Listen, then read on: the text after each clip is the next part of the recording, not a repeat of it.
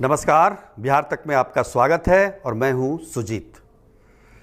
बिहार में शिक्षकों की बहाली में हो रही देरी को लेकर कई आंदोलन हुए। कई बार भावी शिक्षकों को पुलिस की लाठियों का शिकार होना पड़ा। सरकार लगातार आश्वासन देती रही। कई बार मामला कोर्ट में जाने की वजह से भी देरी हुई इसमें। लेकिन जब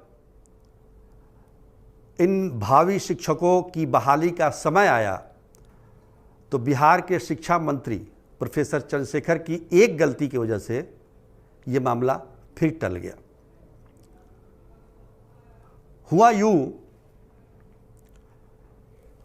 कि 7वें चरण में शिक्षकों की बहाली का प्रस्ताव पिछले कैबिनेट में आना था,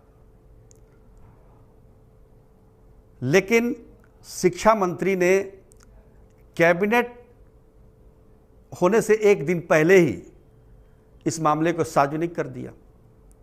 उन्होंने ट्वीट कर दिया कि 7वें चरण के शिक्षकों की बहाली का प्रस्ताव कैबिनेट में पास होगा, हमने उस पर हस्ताक्षर कर दिए हैं। अब जो है शिक्षकों की बहाली का रास्ता साफ हो जाएगा। अब ये बातें जो हैं अगले दिन अखबारों में छप जाती हैं।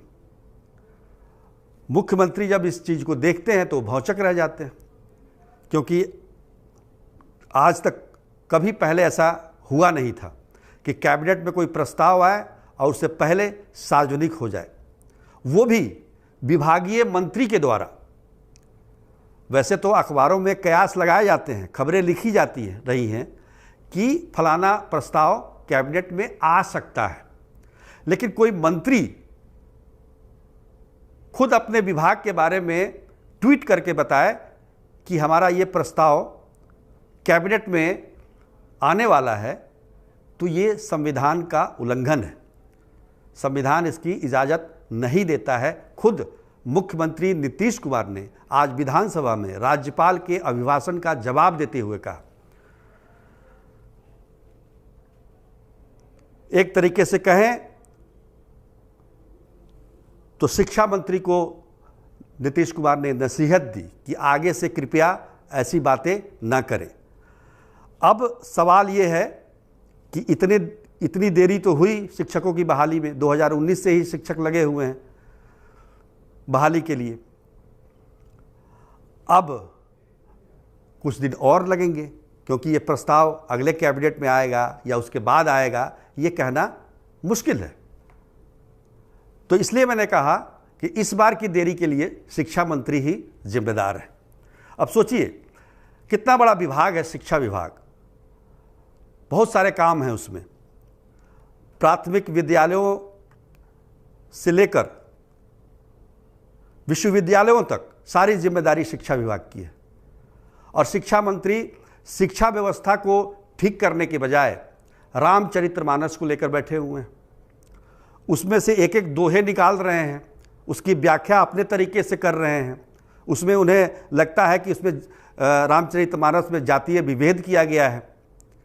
वो कुछ दोहे को कचरा कहते हैं और उसको साफ करने की बात करते हैं। वो कहते हैं कि रामचरितमानस नफरत फैलाने वाला ग्रंथ है। लेकिन शिक्षा विभाग में जो गड़बड़ी है उसके बारे में उनका ध्यान ही नहीं है। प्राथमिक शिक्षा हो या मध्य विद्यालयों में जो पढ़ाई हो रही है, उच्च विद्यालयों में जो पढ़ाई हो रही है, कॉलेजों में जो पढ़ाई हो रही है, विश्वविद्यालयों में जो सेशन लेट चल रहा है, उसके बारे में कोई चिंता नहीं है उसकी।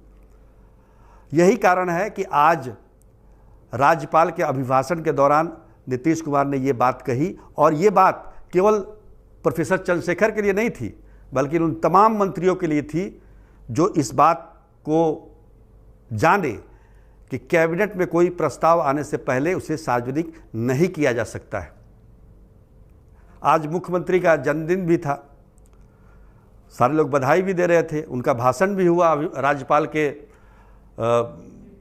अभिभाषण के जवाब में उन्होंने सरकार की तरफ से जवाब दिया, बहुत सारी बातें कही। हालांकि बहुत बातें उसमें पुरानी थी, लेकिन एक बार फिर उन्होंने बिहार को विशेष राज्य का दर्जा देने की बात कही। उनका कहना है कि जो पर व्यक्ति आय पूरे देश का है 1.5 लाख के करीब, बिहार में अभी वो 54,000 है। ऐसे में ये जो दूरी है इसको कैसे पाटा जा सकता है? इसके लिए कहीं ना कहीं केंद्र सरकार को बिहार को या और भी जो पिछड़े राज्य हैं उनको विशेष राज्य का दर्जा दे, तभी बिहार पूरे देश के साथ, जो देश की इकोनॉमी है उसके साथ चल सकता है। देश का विकास तभी होगा जब बिहार का विकास होगा। तो ये तमाम बातें हुई, लेकिन शिक्षा को लेकर जो चिंता